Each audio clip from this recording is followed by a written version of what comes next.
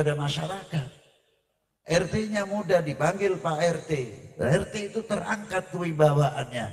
Sehingga dengan kewibawaan Pak Lurahnya atau RT-nya paling tidak akan membendung hal-hal suatu yang negatif apa yang akan terjadi pada desanya atau RT-nya. Karena apa? Berwibawa masyarakatnya dan sangat menghormati kepada RT RW-nya. Bagaimana kepada bupati? Sama. Bagaimana kepada gubernur? Sama. Bagaimana kepada Bapak Presiden kita? Tidak mungkin kita akan memanggil Jokowi. Atau zaman SBY. Kita akan memanggil Bapak Presiden Jokowi. Bila mana panggilan ini sudah merata luar biasa, kewibawaan bangsa Indonesia, rakyat Indonesia akan dinilai begitu takdimnya dan hormatnya nama kepala negara. Karena itu lambang negara nomor 1 di Republik ini. Nah, itu. Inilah di antara panggilan saja sudah luar biasa. Apalagi Allah Subhanahu wa taala pernah menurunkan malaikat Jibril kepada baginda Nabi sallallahu alaihi wasallam. Apa di antaranya malaikat Jibril turun menyampaikan salamnya Allah Subhanahu wa taala dan Allah taala bersabda kepada Nabi, berfirman kepada Nabi, artinya dalam hadits qudsi, in akhadtu Ibrahima khalilan faqad akhadtuka habibah.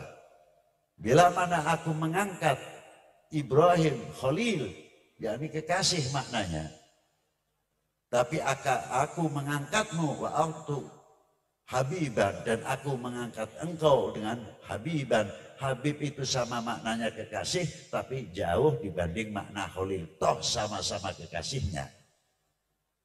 Untuk menunjukkan pangkatnya baginda Nabi sallallahu alaihi wasallam. Wa ma khalaqtud dunya, dan aku tidak menciptakan dunia. Wa ma khalaqtud dunya li'u'arrifahum, untuk memberitahu kepada penghuni dunia ini, wa ahlaha karomataka wa manzilataka indi, kedudukanmu dan keluhuranmu, kebesaranmu di hadapanku. Seandainya aku tidak menciptakan engkau ya Muhammad, aku tidak menciptakan Adam dan tidak menciptakan alam semesta. Jais bagi Allah Ta'ala, bukan berlebih-lebihan. Apa dikira Allah Ta'ala menciptakan alam semesta ini ada yang perintah? Tidak. Seandainya tidak menciptakan alam semesta ini, ya tidak menciptakan, ya tidak ada yang mencegah. Wajah izun fi'lu kullu mumkinin aw tarkuhu, itu haknya Allah Subhanahu wa taala. Mau masuk akal atau tidak masuk akal terserah. Allah Ta'ala tidak akan tunduk pendapat akal makhluknya. Allah Ta'ala mempunyai kodrat iradat yang luar biasa. Dengan hadis ini dibuktikan oleh Allah Subhanahu wa taala. Apa di antaranya? Ketika Rasulullah di Isra Mi'rajkan. Ketika Rasulullah di Isra Mi'rajkan, jelas kalau hadis Isra Mi'raj sudah banyak lah yang menerangkan. Disucikan dulu Rasulullah. Disucikan itu bukan dibersihkan dari kotorannya. Dibersihkan di tempatnya itu untuk menerima nanti ilmu dari Allah Subhanahu wa taala. Diperluas lautan ilmunya, lautan hatinya baginda Nabi diperbesar. Karena nanti akan menerima rahmat dan barokah dari Allah Subhanahu wa taala. Setelah itu dari sebab Zam-Zam untuk menyucikan itu, Zam-Zam menjadi masyhur dan menjadi mulia. Siapa yang umroh ataupun siapa yang berangkat haji tidak akan terlepas mengambil air Zam-Zam. Akhirnya air Zam-Zam mulia sebab dari baginda Nabi Sallallahu Alaihi Wasallam.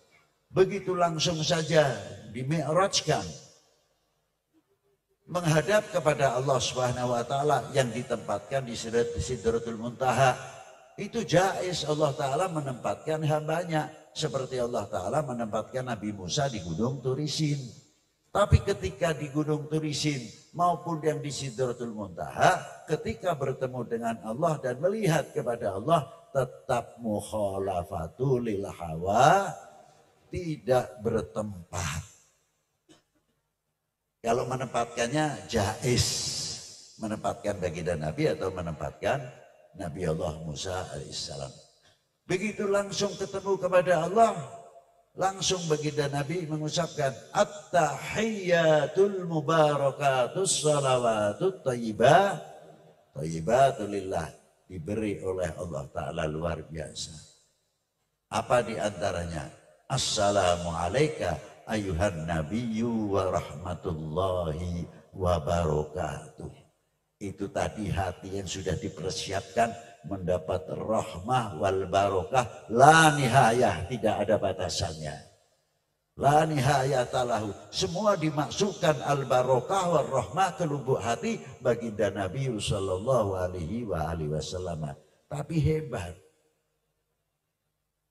Begitu hebatnya Rasulullah, sangat peduli terhadap umat. Padahal pada waktu itu umat masih bisa dihitung, tidak seperti zaman sekarang. Sudah didaftarkan oleh baginda Nabi SAW sampai ila yaumil qiyamah umatnya masuk. Apa permintaan baginda Nabi? Assalamu alayna wa ala ibadillahi shalihin. Semoga engkau memberkahi, memberikan keselamatan kepada kami semuanya. Siapa? Al-mu'min min ummati Sayyidina Muhammad sallallahu alaihi wasallam. Dan begitu cintanya Rasulullah kepada pewarisnya, siapa? Ala ibadillahi sholihin. Sudah diangkat oleh Rasulullah sallallahu alaihi wasallam. Itu diantaranya.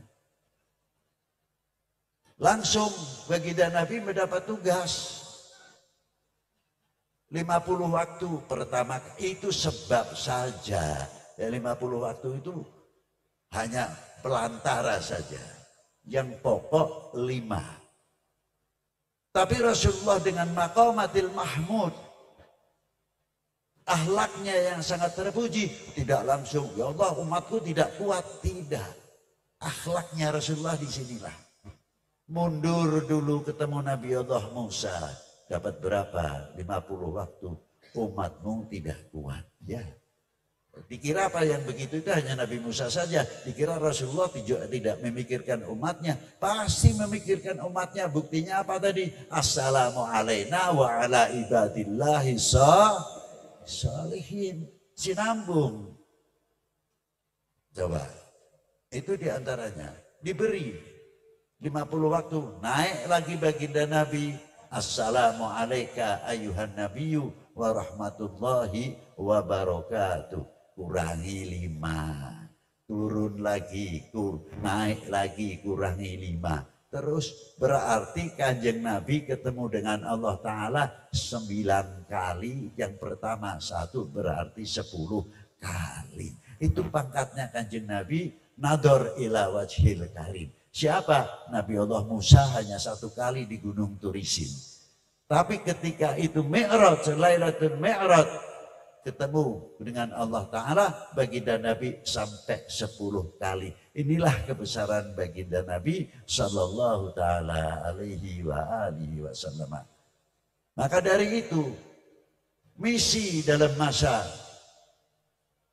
Assalamu alayna wa ala ibadillahi shalihin banyak didukung.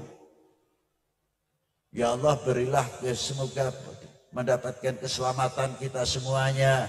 Dan para ibadillahi sholihin, berapa kali kita mengucapkan tahiyat.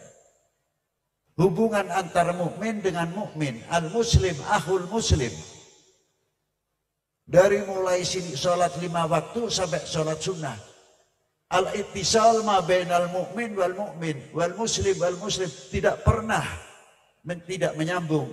Ba'da tahiyat pasti mengucapkan ba'da assalamu alayka ayuhan nabiyyu wa rahmatullahi wa barakatuh. Assalamu alayna wa ala ibadillah sholihin. Satu sisi Rasulullah sangat mencintai kepada orang-orang yang soleh. Tidak assalamu alayna saja, tapi assalamu alayna wa ala ibadillah sholihin. Itu hebatnya. Nah, berapa kali setiap kita mukmin akhul mukmin dibantu lagi, bukan dibantu, kewajiban malahan setiap suratul Fatihah. Bismillahirrahmanirrahim. Alhamdulillahi Rabbil Alamin. Ar-Rahmanir Rahim. Maliki Yaumiddin. Iyyaka na'budu wa iyyaka nasta'in. Ihdinas siratal mustaqim. Siratal ladzina an'amta 'alaihim. Ghairil maghdubi 'alaihim waladdallin. Ini jelas. Tapi kalimatul ihdina ajib sekali.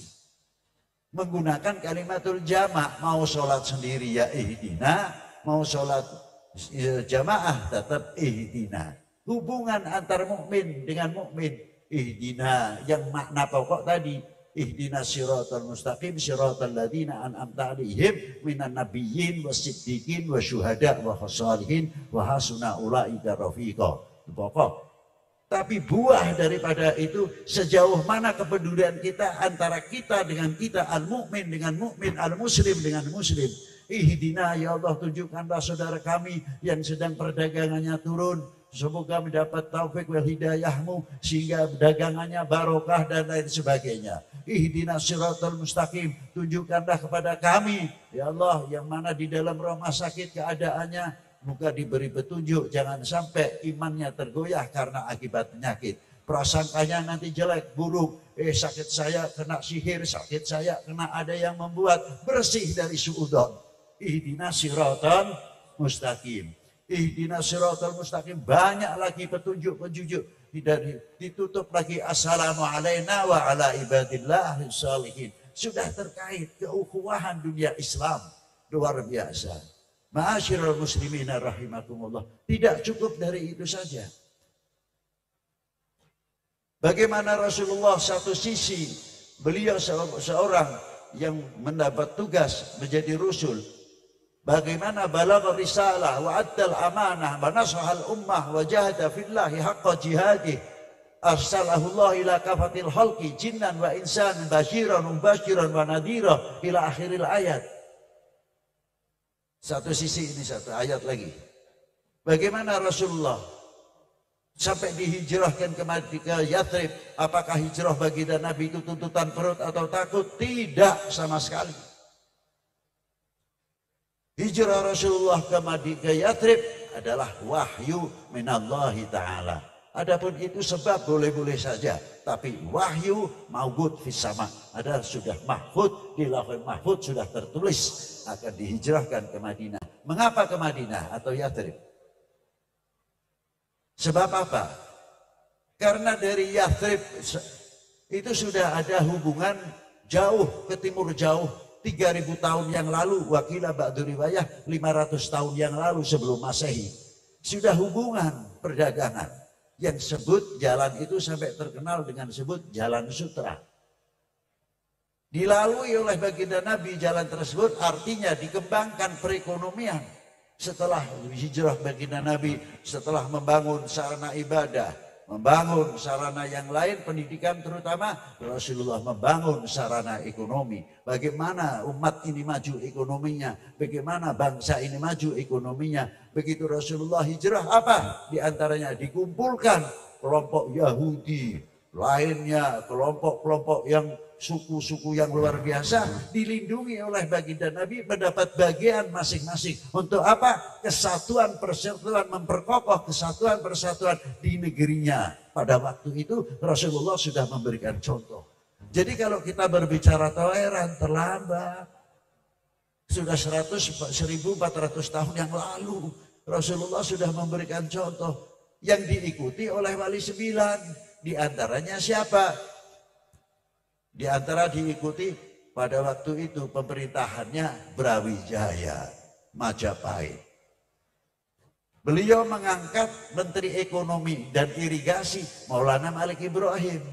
Menteri Keuangan Sayyidina Imam Ibrahim Asmorokondi, ayah daripada Sunan Ampel. Ini kita bingung, apa sebabnya? Yang ngangkat agamanya beda, yang diangkat agamanya beda. Sudah sinambung pada waktu itu, bagaimana hubungannya?